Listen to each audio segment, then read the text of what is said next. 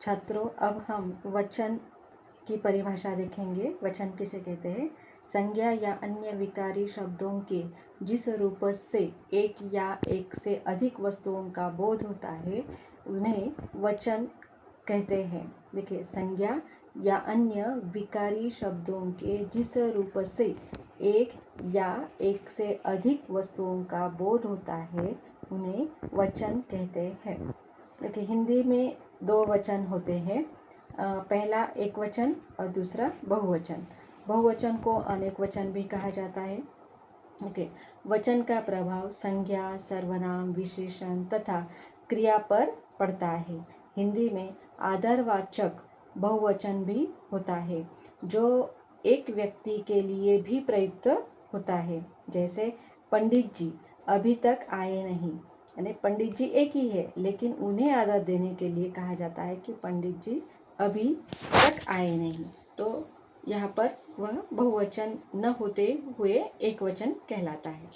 देखिए, हिंदी में कभी कभी एक अलग शब्द लगाकर या शब्द की पुनरावृत्ति करके भी बहुवचन बनाया जाता है। जैसे कविजन, नेता लोग, गली गली, कौन कौन आदि। सर्वनाम में मैं के लिए हम तथा तू के लिए तुम आदि अलग ही शब्द आते हैं। विशेष वचन व्यवस्था संख्या का बोध कराती है। दूसरे अगर हम भाषा में देखेंगे तो हिंदी में हमने देखे जैसे कि दो वचन है, एक वचन और बहुवचन।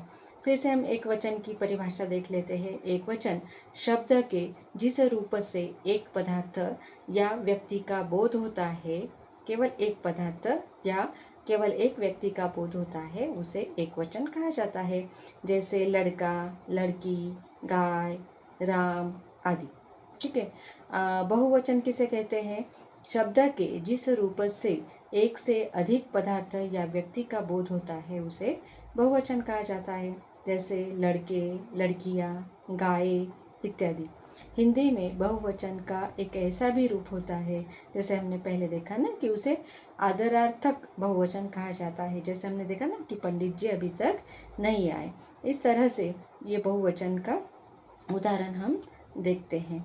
उसी तरह से गुरुजी आ रहे हैं, तो गुरुजी एक ही है लेकिन आ रहे हैं का मतलब ऐसा नहीं कि वे अनेक गुरुजी हैं। पिताजी आ रहे हैं, नेताजी भाषण दे रहे हैं, माँ जी कल आएंगी, तो ये बहुवचन के नहीं बल्कि एक वचन के ही उदाहरण है। किंतु